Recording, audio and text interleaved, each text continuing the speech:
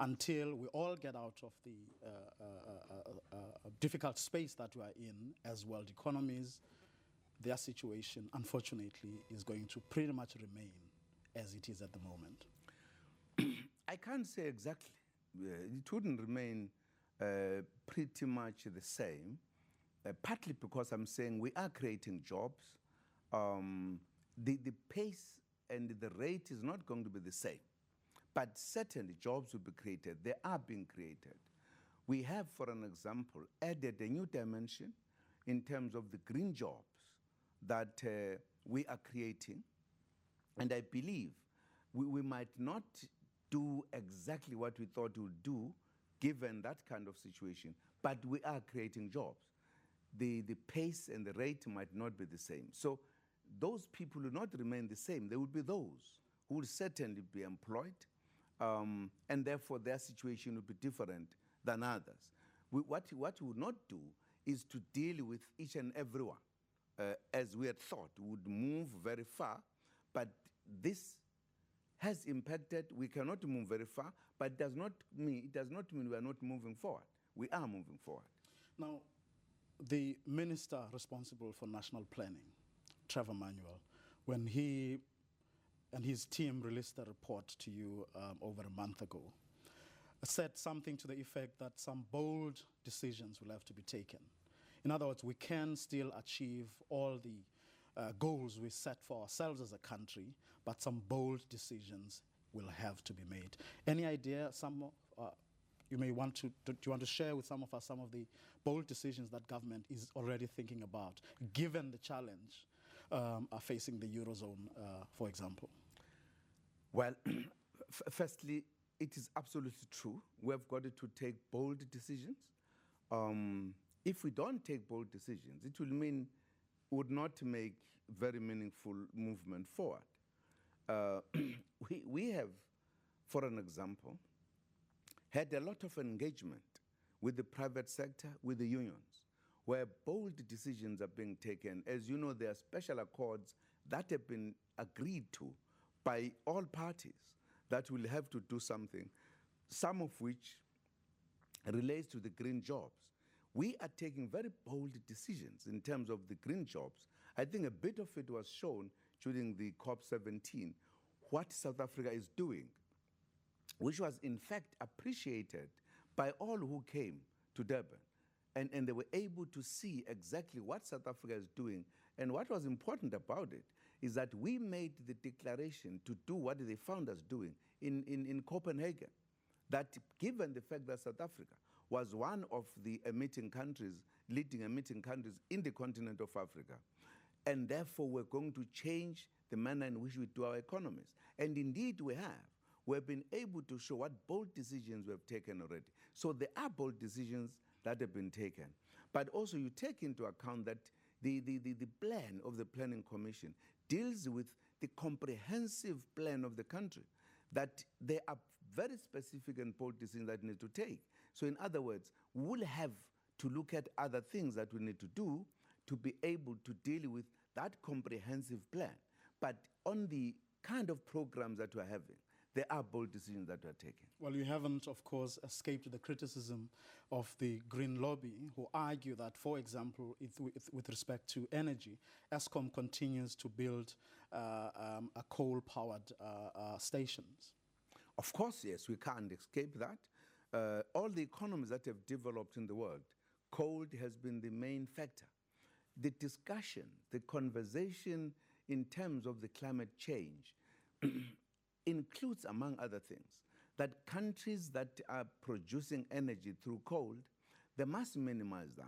That's why we talk about the countries that whilst we face the same challenges, our response to it cannot be the same or equal in terms of what we do, because we are not saying countries that have got coal, that have got steel to develop their industries, they must not do it. It's a question of how do we deal with it? How do we mitigate that? You will know that in South Africa, for an example, there is what we call, we are developing it precisely to deal with coal, the CCS, the carbon capture and storage, which means we are working scientifically to find a way of using the coal without emitting. In other words, to capture the carbon and then put it on the ground, store it on the ground. So it's not as if we are not going to do something. The criticism that we are talking about is a criticism that is more heavier with the developed countries because they've been responsible for the emission. So that one, I think, is when people are saying, fine, we are cooking, but look, what kind of ingredients you are putting in here? There would always be a criticism. Somebody will say there's not enough salt in this food. Somebody will say there's too much salt in this food. I don't think the criticism will go away. Fact of the matter that must be appreciated, that South Africa has done so much that is being appreciated by the globe, that in terms of green economy, in terms of looking at how we are going to utilize the coal, people are saying South Africa is doing very well. Mr. President, I want us to take a quick ad break. We'll be back right after this.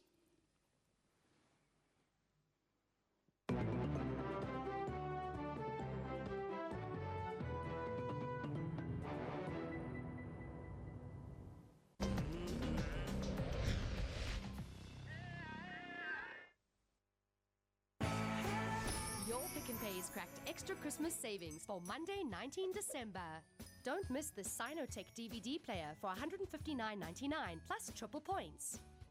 Bulk Lamb 4-quarter pack for only $74.99 per kilo. And Jack Daniels for just $148.95. These cracker savings are valid for one day only, Monday, 19 December. So grab your Smart Shopper card and hurry to Pick and Pay. Always there for you. Nandi's husband had the wisdom to take out a whole lot funeral plan. When he passed away, they paid out 50,000 rand. And that gave her the freedom to mourn, because she knew things were being taken care of. Live with peace of mind knowing that your family is covered by up to 50,000 rand with the Hollard Funeral Plan. SMS Funeral or send a please call me to 071 336 8181. Hollard, we get you.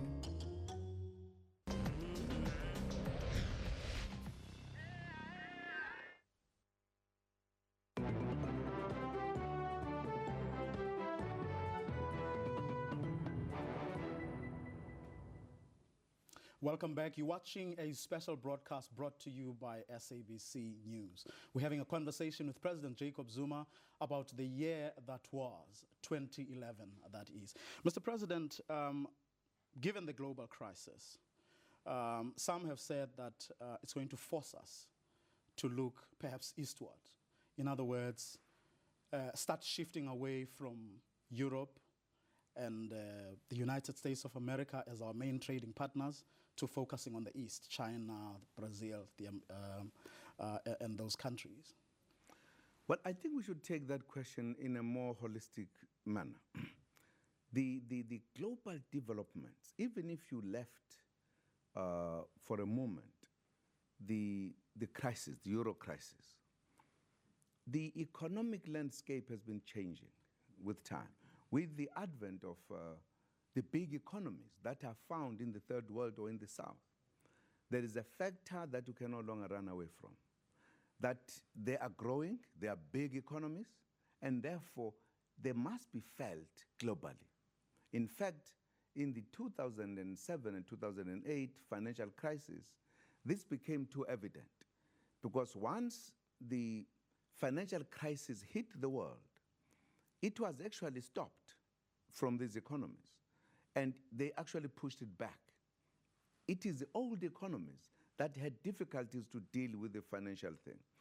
The reality is that the old economies, they are no longer growing faster in percentage than they used to be.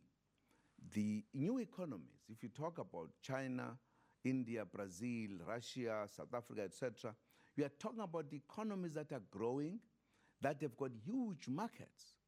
It must change the landscape economically in the first instance. So even before you talk about the crisis, the shift in terms of South-South relations and emerging economies changes the equation. But of course, with the crisis beginning to frequent the old economies, your Euro, your United States, that in itself influences how the economies must then move. Much as we would be affected, as we have been dealing and trading with these countries for centuries. But the fact of the matter is that the new economies are beginning to determine the pace of the world. Today, China is number 2 in terms of the economies of the world. Nobody ever thought that would happen. If they are number 2, it means they're dominant, not just in Africa, not just in the South, predominantly in the world, whether you're in the United States or in Europe. Chinese economy are there. I know that there is this thinking that it is only dominating in the South. It's not true. It's dominating the world over. Now, but is South African business ready and able? In other words, do you get a sense that as a country, our businesses will be able to take advantage of these new opportunities? That is what we've been discussing with our business, and I think they are ready, and I think they are able to do so. I've paid state visit in all the countries, the emerging economies. I've gone there with very big private sector delegations who have taken advantage of this. And we have actually talked to them to say, take advantage. I remember, for an example, when South Africa went to a meeting where we're joining the BRICS. They were there. We actually explained what does this mean to business in South Africa, that these new opportunities must be exploited and taken advantage of by our business. I think they're much aware of it, and some of them are actually working very hard to ensure that they take advantage of this. It's interesting, Mr. President, that you're saying you meet with them, you talk with them, you take them with to these state visits, because one of the criticisms of your administration has in fact been that you're not talking as frequently, or you're not as close to business as, for example, the previous administrations were. Well, I'm not sure. As I said, people have a right to criticize in whatever way. We are, in fact, taking these delegations, and it's not the first time. They were taken even in the previous administration. We have interactions with them. We talk to them. It might not be as frequent as perhaps people would want, but it would be wrong to say we're not at all talking to them. We are. They know the government's views, and there are structured way through which discussions take place. Like in NetLeg, for an example, they will know what the thinking is, but there are also other meetings that are taking place. I've met, for an example, BUSA. I've met the BBC, and I've had discussions with business on a global thing. I don't want to get into some views that may be shared by a few, perhaps, for a variety of reasons. Fact of the matter is that we are talking to business, and we are discussing these matters because to us are important. One of the areas that we've been discussing with business very strongly is the South African business into Africa, because we think, as South Africa, it would be an absurd thing that Africa, which is one of the most and the fast developing regions of the world, and we in Africa, as South Africa, don't take advantage of. Other people come in. And we've been discussing this with them. We've been explaining, for an example, that we now have the tripartite free zone, trade zone area, which takes more than half of the population of Africa. Our companies have been told that here is an opportunity, take advantage of. Now, Labour, are they on board? In other words, are you talking to them as often and as frequently as you talk to business, for example? We are talking to Labour as well. We are talking to Labour as frequent. They might have their own views about it as well. But we are, at times we've been talking when they were all together. We have had instances where we have exchanged views together with them.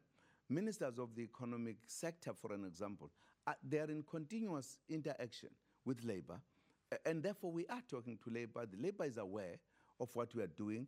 There is no issue that we have not taken to Labour. For an example, the new growth path has been under the discussion between us and Labour, and they've raised their issues about it.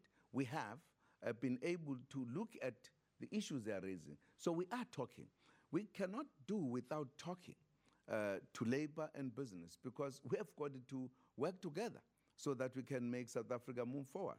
Well, I mean, it's common knowledge that COSATU was very close to you before you became president. Is that still the case? Are you still as close to COSATU? Are they still as supportive of your programs as they were 2 years ago?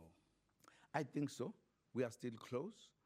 But that does not mean there are no issues that COSATU would want to raise. And it is important for COSATU to raise their issues of concern. And in fact, I'm happy if they raise the issue so that we would know whether we are dealing with matters that the matters that we are dealing with that are not affecting adversely the workers.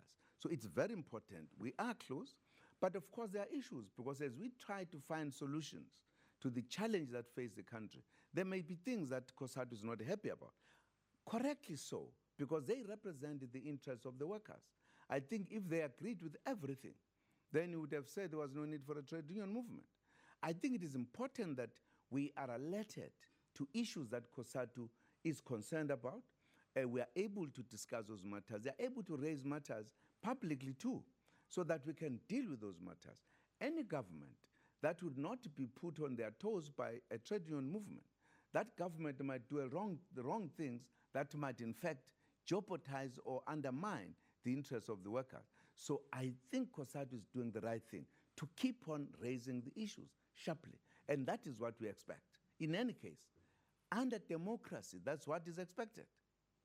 Mr. President, we're going to take another quick commercial break. And when we come back, does the President think that the public service, the directors general, the ministers in government, Chapter 9 institutions are doing South Africa proud? Don't go away. We'll be back right after this.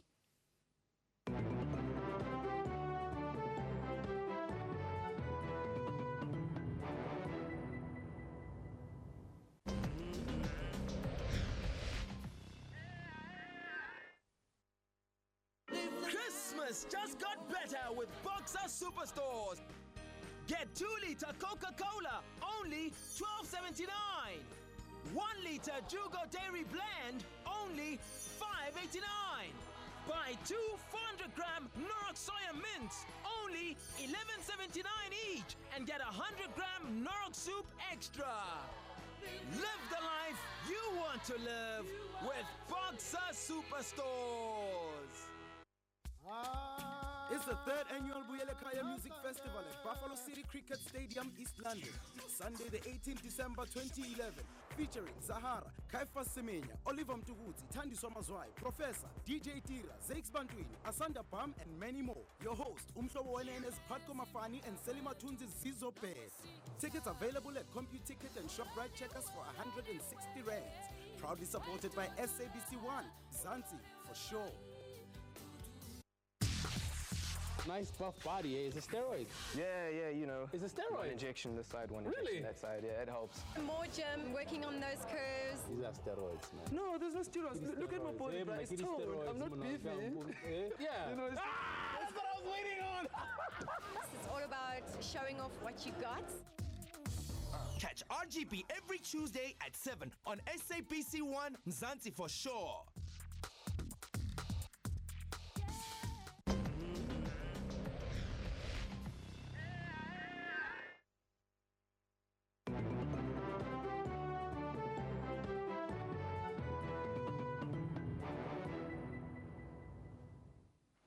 Welcome back. You're watching a special broadcast brought to you by SABC News in the public interest. You're watching SABC1 Mzansi for sure, your channel of choice.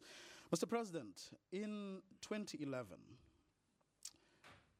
I think I speak for a lot of people when I say one of the highlights of this year has been the work done by the Office of the Public Protector. Would you agree with that sentiment? Absolutely. I think the public protector has been very active on matters that affect the public interest. And I think we have interacted with the public protector. And certainly people will have different views about those matters. But I think there has been issues brought to the public protector, and it has been active. And I think the country, that is my sense, has felt the public protector is doing very well. I think generally, public protector's work, which it is his job in any way, to alert us on things that we were not aware of. We have acted on those things as well. And therefore, there is movement forward in terms of interaction So I think fairly, I don't think there will be many countries that will find the institutions like the Chapter 9 institutions working as they do in South Africa, tackling the matters that they believe are important to be tackled, important to be reported to the public, etc. So I think it is going okay. And her work is well received within government. In other words, there will be no pressure to say, "Oops, we don't think we like what you're doing," or "Please slow down," or any such things. Not at all. We can't say so. As you would know, there will be reports, and departments will at times have different views about the reports, but the facts would speak for themselves. And of course, by the time the report comes to the higher level, we are able to look at these matters and act on recommendations that we think are appropriate, or the recommendations that we think we agree with.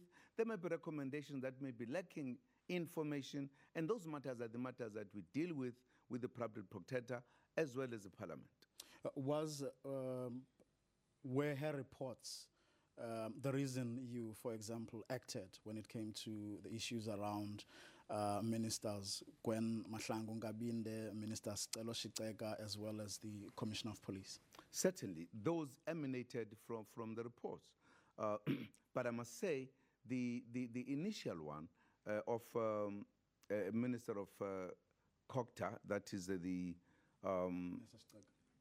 Minister Sicelo Shiceka, you would recall that when the reports were in the media for the first time, I had moved quickly to say the minister must explain. And the minister, at the point that the minister brought the explanation of what was in the media, then the public protector had just announced that she was going to investigate this case and had failed to take action at that point. It will be not sufficient because there was now a proper investigation that was going to be made. So I said, well, let me not take decisions on what the minister is responding to media reports. Let me wait for the investigation. And therefore, that investigation, as I say, the reaction from government was prompted by the reports, but further enhanced by the investigation, as well as the report about the public works department. Here was a case that was put, investigated, results came out, interactions between the public protector and the department and the president as well to clarify issues, and finally a decision was taken. So yes, the intervention and the work of the public protector, which helps because it is his job to investigate, it helps to bring up issues. I think we're able, therefore, to get the issues, check them, verify them, and that led us to take the decision. Overall, though, are you happy with the performance of your ministers, but also, and perhaps a lot more importantly, are you satisfied that the way they carry themselves in public, your ministers that is, reflects the kind of ethos that South Africa needs at the moment? I think by and large, yes. By and large, I think they are trying their best. There may be some departments that you still need a little bit more, but by and large they are. I think the government is working, it's functioning properly. I think we are trying our level best. You would know, for an example, that we are very much on the approach of checking whether things are working.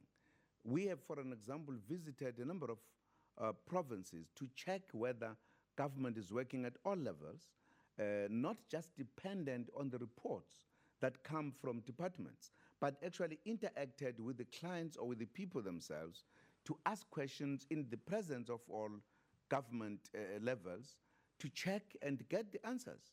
And I think it is working very well. You know, for an example, we visit places without having notice or send notices that we are coming, because we don't want reports that are done by people deliberately to impress or to tell things that might not exactly the same. We want to get the issues as we see them to say, is this report correct? So in a sense, to check. And we have gone to places at times where nobody would have expected us to be there. so that we are able, and we've been able to make government work with some conscience, with some expectations that we may come at some point. So I think government, since then, it has picked up the pace of work. Now, countries like Limpopo, Gauteng, and the Free State have just been placed under administration. Is that a result, a direct result of those interactions? In other words, when you went, or some of the senior officials of Treasury and other departments went to those provinces and discovered what they discovered, you were then forced to act immediately? It's both. The Treasury is always on the ball, working there. They will indicate the problems they are coming across. But it has also been the departments or the provinces themselves reporting to the national government the difficulties they're faced with. You know, for an example, that the issue of the Eastern Cape, the Department of Education was in trouble for a long time, and therefore the National Department of Education had to act to address that question. If you go to the Free State and Gauteng, the premiers of those provinces, knowing that the Treasury was aware of what was happening, their difficulties, they actually asked the national government to help to deal with, I think, 2 departments in the Free State, 1 department in Gauteng, to say for them to come out of it, they need this. Limpopo itself actually wrote to say, we're in trouble. We can't pay the workers. We need help. And the matter was even more serious there. And there were about 5 departments that were involved. So they also had invited the national government to act, much as the national government was aware, but that was precipitated by them saying we're in trouble. So we had to take it. So it was both sides. It's interesting that Limpopo, which from what you're describing was the worst affected, and they were the first to actually come forward. Right now, they are the ones crying foul and saying there are political reasons behind the intervention. There are absolutely no political reasons, unless they asked the national to help for political reasons, which may be known by them only, not by us. We responded to much as we knew there was a problem. We were hoping that because they are in provinces where they've gone into serious problems, but once they realized that they were in difficulties, they then took measures to correct the situation, and there are few provinces that have done so. Would have been expecting that from the Limpopo, but they wrote, and they had no reason. It's not political. The fact that Limpopo had no money to pay the civil servants is not political. Well, one accusation is that KwaZulu-Natal is facing similar challenges, yet no action has been taken. KwaZulu-Natal realized the problem they were faced with. They took measures, corrective measures, and began to tend the situation. And that's why I said there are provinces who had a kind of a similar situation, but on their own took the corrective decisions and asked the national to say, we are taking these decisions, be aware of it, and whatever help. It was help coming to people who were themselves cutting many other expenditures in order to save. That's what KwaZulu-Natal was doing. Limpopo was not doing so. Limpopo was saying, we ran out of money, please help us to pay the civil servants until the next financial year. That's a different situation. What I'm saying, for them not to be able to pay their workers is not political. That their action to ask for the money from the national is not political. For the national, therefore, to respond cannot be described as political. Mr. President, thank you very much. We are going to take another quick commercial break. We'll be back right after this.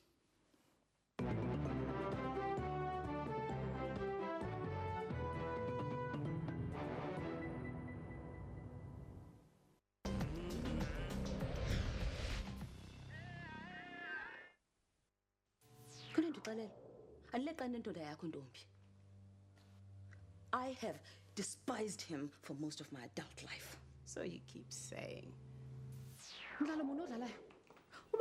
Article, the whole damn world knows that David is cheating on me. You made a fool out of me, damn it. Did you really think I was going to let you blackmail me? No. Your daughter mess around with me and take it up with him. The Memelas owe you nothing. The last time I saw you, you kissed me. Well, I haven't heard from you since. And now you're storming here throwing accusations. Well, damn you, Mr.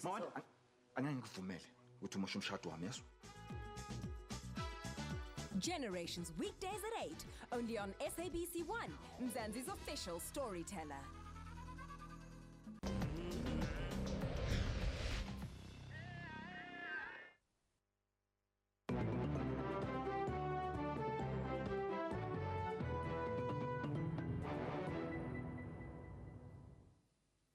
Welcome back. You are watching a broadcast brought to you by SABC News, where we're talking to President Jacob Zuma about the year 2011, the highs and lows, the things we did and the things we couldn't manage to do as a country. Mr. President, one of the biggest surprises, I would say, of this year was your decision to launch an inquiry into the arms deal. What was behind that decision? Well, I'm not sure whether that was a surprise. You would know, and the country knows, there has been a continuous appeal from certain individuals that you needed a commission. They had not just ended up by making the request from government, they had actually gone to court to say the court must force government to establish a commission. So it couldn't be a surprise. I could see that people are saying, here's a big surprise, what's happening? The matter has been on the table all the time. Well, the reason some have said they were surprised is because there seems to be a belief that some of the people who are your key allies, who are important to you, may be involved, and by so doing, you may be starting your own undoing, so to speak. No, I'm not sure about that, unless we've got different understandings about what government is all about. Government is not about friends. And if people think that government is about the friends, they've got the wrong thinking. Government is about doing things in the interest of the country. That's what it is. In other words, you're saying you're prepared, willing to go against even your closest friends if what they are doing is against the interests of this country. But that's what the government is all about. You can't say, because this is my friend, if he's committing a crime, you say to the police, don't arrest him, he's my friend, you know. Then you're not running a country. You're not running government. We have got to, in other words, justice must be justice.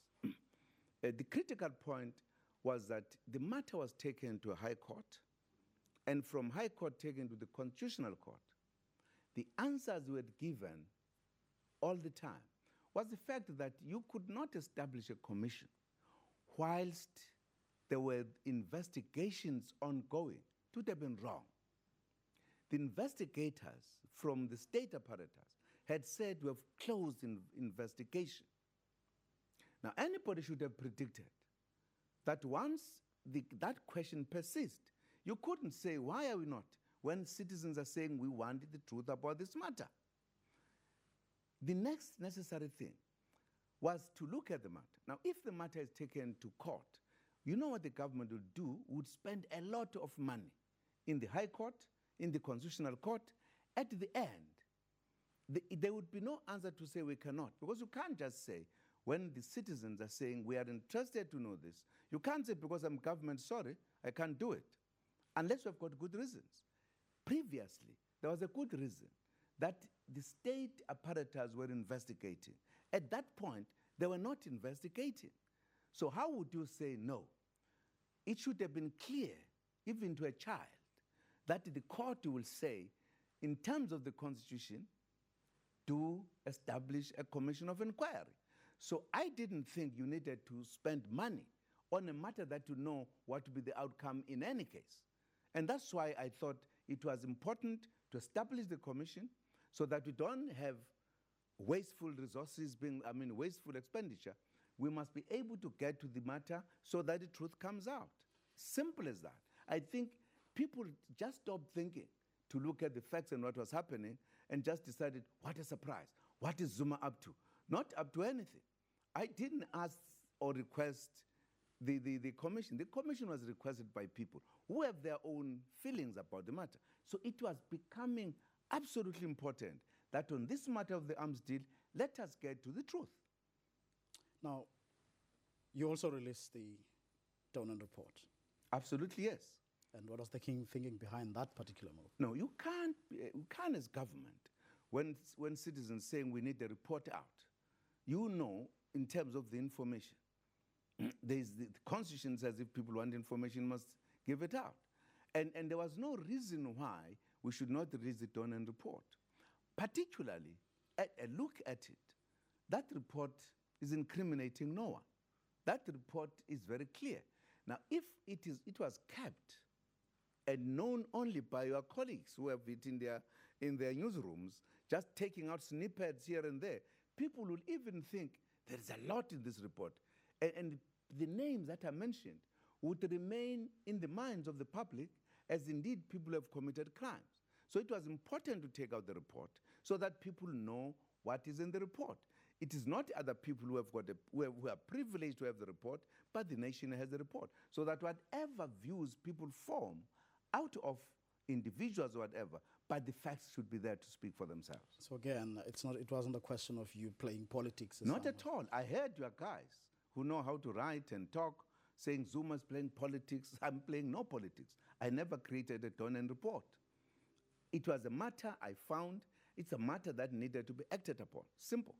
Now, 2011 was also a year, Mr. President, when there seemed to be a lot of tension between the legislature, the executive, and the judiciary, where there seemed to be a feeling, one was also sensing that, listening to some of the statements of the Secretary General of the ANC, that there seems to be a sense or a feeling that perhaps one is encroaching in the territory of the other. Is that a feeling among? I think that feeling is not only between the executive, legislature, and whatever. I think even within the legal fraternity, there's no one view on that matter. I think that is absolutely an important matter. That it's not just a view from the politicians or people in other of the arms, even within the judiciary. If you listen, the views are not the same. How much they feel these institutions must respect one another. I think it's absolutely important because others, they've got the duty to make the laws. Others have got the duty to interpret the laws. Others have got the duty to implement the laws. Now, if we are not careful in that area, you might end up with a lot of difficulties. Is it Democracies have that possibility because it allows people to go a little bit more. It's unlike in autocracy, where people in autocracies, they are very cautious. One of the countries that is an example, even books are written about, was India, as one of the democracies that have existed. The debate between the judiciary and legislature and the executive was so much that there are books written as to where do you draw the line. And there are examples that have come out of that. We are in fact at that kind of level wherein each one, it interprets its right and duties and responsibilities in a particular way, whilst others would be thinking differently. And I think it's a matter that is going to be corrected by our own experience as we deal with these matters. If you take, for an example, when the appointment is made and people have got views about a candidate, and their views may not necessarily be correct. Simelane, for example. Exactly. In the case of Simelane is one wherein people have got views because there was a commission that came out, so they've got views about it. They forget that that man had exactly the same responsibility. He was a DG in government. And therefore, as a government, you push that person from that post to that one. Nobody complains about him because what was supposed to happen is that after that General Commission, people would have said, this man is not fit to be a DG. They didn't say so. So when you appoint that person, because there is a responsibility, it is interpreted differently. The other one is, for an example, of the appointment of the Chief Justice. You appoint a Chief Justice. People say this is a very useless man. Useless, the writings. I think you could collect them into a thick book, how useless this appointment has been. The man goes to the interview. When he gets out, people said, man, we made a mistake. And very briefly, before we go to another quick commercial break, Mr. President, on both instances, the Simelane one as well as that of Justice Mogoeng, you don't think you did the wrong thing and you have no regrets about the appointments you made? Not at all. Not at all. Simelane was in the Justice Department. He was moving in the similar area of the same thing.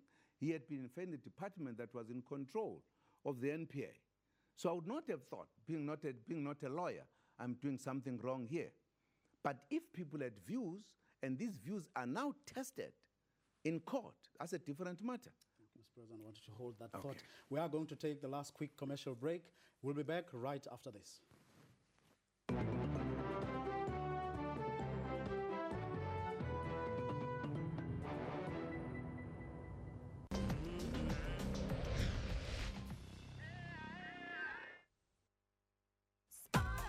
Do you have a funeral policy? With an AvBob cashback funeral policy, not only will you be saving for the expense of a funeral, but after 5 years without a claim, we will give you your 5th year's premiums back in cash. Also, should you pass away from unnatural causes, we will make a double payment to your nominated beneficiary, and your spouse, parents, and children will remain covered without having to pay any more premiums. For more about the AvBob cashback funeral policy, call or SMS us. AvBob, we're here for you. If you want an AvBob representative to contact you, SMS cash and your name to 41790. Your Pick n Pay's cracked extra Christmas savings for Monday, 19 December. Get 750 grams of Cross & Blackwell mayonnaise for only $14.99. A 500 gram stork bake brick for just $13.99. And bulk lamb 4-quarter packs for only $74.99 per kilo. These cracker savings are valid for one day only, Monday, 19 December. So grab your Smart Shopper card and hurry to Pick n Pay. Always there for you. Love is everywhere. Often it's not particularly dignified or newsworthy, but it's always there. Fathers and sons, mothers and daughters, husbands and wives, boyfriends, girlfriends, old friends. If you look for it, I've got a sneaky feeling you'll find that love actually is all around. Love Actually, Sunday at 8 on SABC 1, Mzansi for sure. This Sunday movie is proudly sponsored by Lewis.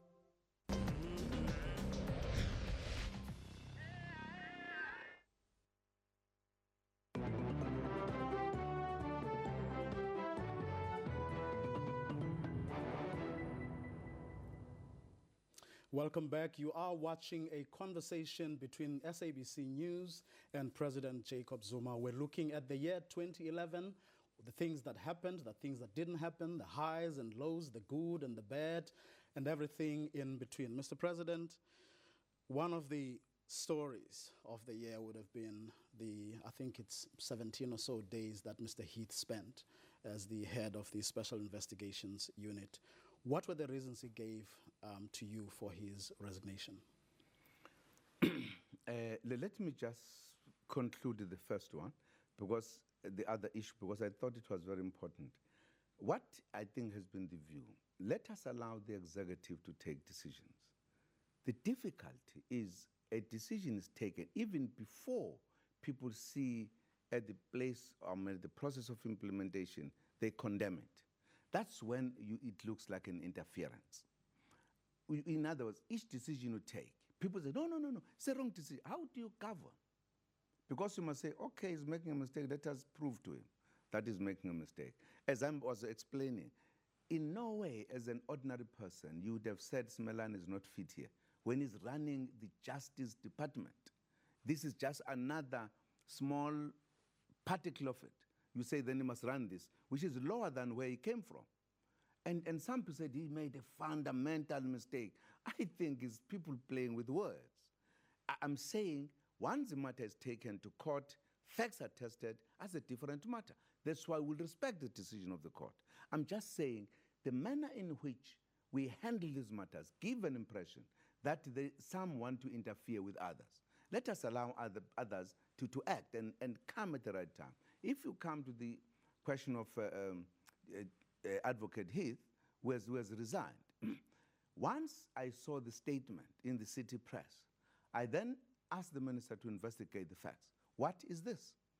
Because it was kind of the statement you would never have expected to a man who is a former judge or judge who is interviewed by a media and to say the kind of things. I thought there was something wrong. As I read the city press, I said, how would this man investigate impartially, the kind of things that he has got to investigate? There's something wrong. So I said, Minister, just investigate this. and I received a letter from a former President Begi's lawyers who represent him in the commission, who are giving me 14 days within which to give facts or evidence on what he is saying. And I found very strange. The man makes a statement there on his capacity. I'm asked to give facts. And that's how I responded. I said, but what have I to do with this? Because that's a man they should have dealt with in any case. So I responded to that letter to say, I've got nothing to do with this. I've got no facts to give. I've said nothing. The minister then interacted with Heath. And it was as a result of that interaction and Heath himself realizing that, look, here, there's something that has gone wrong, that he decided on the basis of that he couldn't continue with the job he was given. So he decided to resign. Once we made inquiries through the department and indicated to him the graveness of this matter, he realized he couldn't. So on his own, he wrote a letter to say, I admit that something is wrong. I would like to quit this job. Mr. President, looking ahead with the few minutes we left with, at 2012, it's going to be a very interesting year. It happens to be the year that the ANC will be celebrating its centenary, but at the same time, it will be the year that there's going to be the elective conference of the ANC. How confident are you that the year is not going to be disruptive, that the priorities of government won't be sacrificed at the altar of the ANC's elective conference? No government programs or projects or interests will be affected by that. The ANC is an old organization. It's finishing 100 years now. It has handled matters historically, some of them very difficult. It has handled situations, it has handled individuals, it has handled groupings. You need to understand the ANC history to appreciate that nothing is going to go wrong. The ANC is going to celebrate its 100 years, and we are going to take time to do so without any interference to anything, because we are proud indeed that we are one of the few organizations in the world that has finished 100 years, that each decade it has been growing stronger and stronger. Now is in charge, is in governance, and therefore we've got to stretch ourselves and be happy about this. And we are the lucky leadership that during this time we are leading this organization. So we are going to celebrating that the whole year, talking about each and every president of the ANC, their time, their contribution, and other leaders who were as powerful, perhaps some of them powerful, but more than some of the people who became leaders, like your Moses Kotanes, your J.P. Marks, your Moses Mabidas, your Z.K. Matthews, etc. All of those, in other words, the ANC is going to be coming back to say, this is an organization, these have been our achievements, these were the difficulties. We will also celebrate 50 years of MK, Mkhonto weSizwe, also throughout the year. Again, a very important factor in the political landscape and struggle in South Africa. This is what we're going to be doing. It's not going to affect government. We as cadres in government will be carrying on the task of government. These are not going to affect the normal life of the ANC going to the conferences. As you know, the ANC will have, in the midst of this, will have the National Policy Conference, which is absolutely important for us in preparation for the elective conference. Critical, the issues that we are looking at is that we've got very good policies, and everybody agrees. There is no other political party in this country which has better policies than those of the ANC. Our concern, which we are going to be looking at with an exaggerated kind of effort, is the question of the implementation program of our good policies. This National Policy Conference must deal with that issue, and that will help us to deal with the issue of the elective conference. Elective conference, ANC members have a right constitutionally, and there is a system through which we go through, wherein the matter is no longer sensational, wherein the branches will sit and decide, among others, who are the leaders who must lead the ANC to implement the program. And that's when the leaders will merge. Mr. President, I have to thank you very much for talking to us, looking at the year 2011, and we hope that 2012 will be an even better year for all of us. Thank you very much. Thank you very much indeed. Thank you, sir, for the opportunity. Well, that's all we have time for. Until we meet again, thank you very much for watching. Just remember that this broadcast is on SABC 1, Mzansi for sure, but also on sabcnews.com as well as SAFM. From me, Vuyo Mvoko, thank you very much for watching. Till we meet again.